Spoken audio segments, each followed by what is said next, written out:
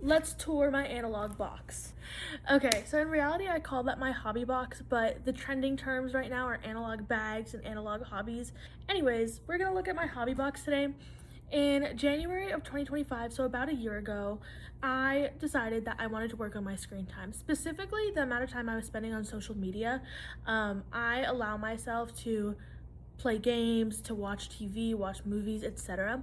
But I really wanted to decrease the time I was spending on social media because at my worst, I was spending 12 to 13 hours a day on TikTok. That is half of my day wasted scrolling on a social media app, and the impact it had on my attention span, my emotions, and my confidence was insane. I don't know how I got to that point.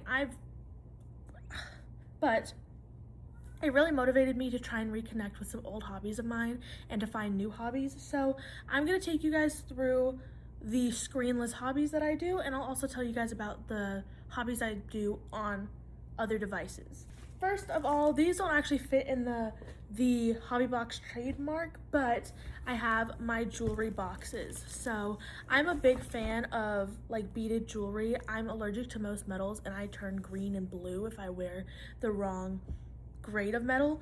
So I wear a lot of like braided jewelry. These are from Pura Vida. I didn't make them, but the little pearly ones I made with the stuff in my boxes. I also made this necklace. I love making jewelry, even if I end up not wearing it or if I give it away. It's just a lot of fun, and it's something mindless like that I can do.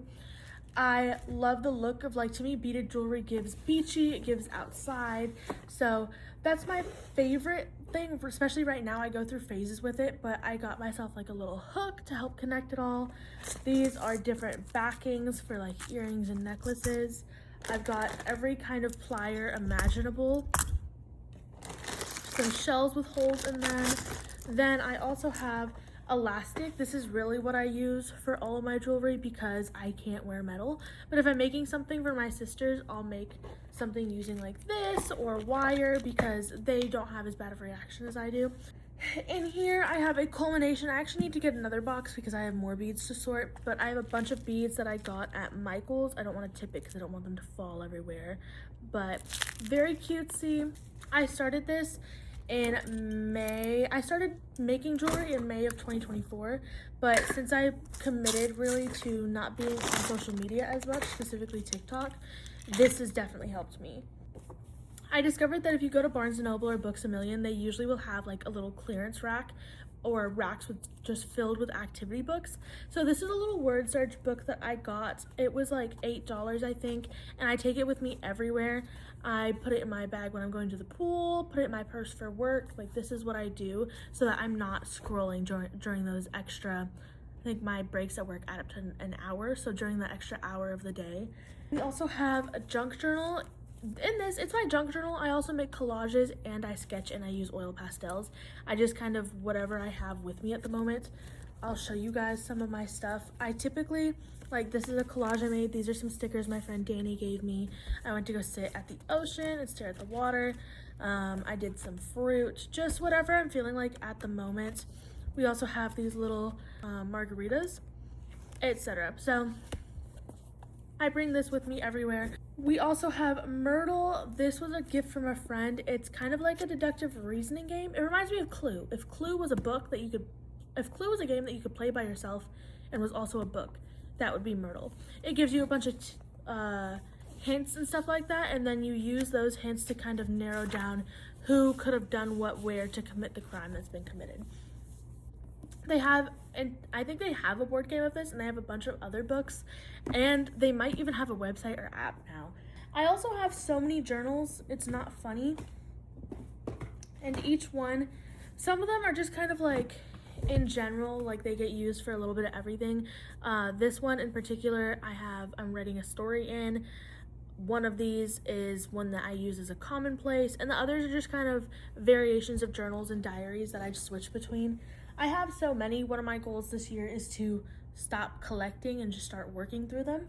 This is my crossword puzzle book. I also got this at Barnes & Noble. I think it was on clearance, so I was like, maybe $5. Yet another activity book, and this one I have to say is probably my favorite of all my activity books. I love Sudoku, and I did get a Sudoku app on my phone just in case I'm ever not carrying this around, and which I mean defeats the purpose of less screen time, but it still keeps me off of social media. So this is my Sudoku book. She has like 500 puzzles in it. Yeah, closer to 600, and it goes from easy to medium and hard. I've been having a lot of fun with it, and I have another one that's somewhere, but it's lost in one of my other bags. And then coloring. I do a lot of coloring, so these are my colored pencils in one of the books that I have. I got it from, I want to say Target, and it's Worlds of Wonders. It's just a lot of really pretty stuff. I don't finish a lot of coloring, but I spend a long time just sitting there debating what color to use and whatnot. All right. Next we have dot to dots. This is just another fun thing that I can do to stay off of my phone.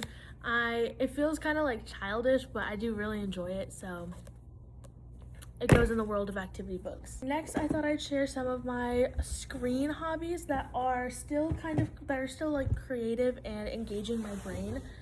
One thing I like to do is I love to research, so I kind of will start with one topic and just fall down a rabbit hole of things related to that topic. I've learned a lot about the evolution of different genres of books that way. I also have like created my reading list for the years through that method. Another thing I do is I make a lot of collages on Canva. If you follow me on TikTok, then you will have seen some of them. I make collages to cover my Substack articles, or I make collages related to book reviews that I'm writing, etc., or even related to the book that I'm writing, because it kind of helps me with the characters, the relationship, the setting, etc. I also write, of course. I do a lot of physical writing, but I also, for speed sake, I do a lot of typing. I have 2 books that I'm working on right now. One is a dystopian novel, and the other one is kind of like a, I don't know, coming of age romance, maybe? I don't know, I'm just kind of messing around with that one and seeing where we end up. My dystopian novel is a lot more plotted out. That's like my favorite project right now. She's very near and dear to my heart. So I just wanted to give you guys a little tour since all that stuff's trending right now, and it has been, I mean, it's been trending for a while, but I was thinking about it because I was packing my pool bag today, and I was like, oh, I should totally do a video on this. I haven't uploaded in a while, so it just seemed like a good, easy, quick video to film for y'all, and I'm excited to continue filming for you guys.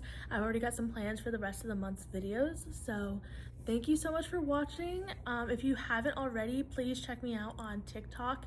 I post a lot on there.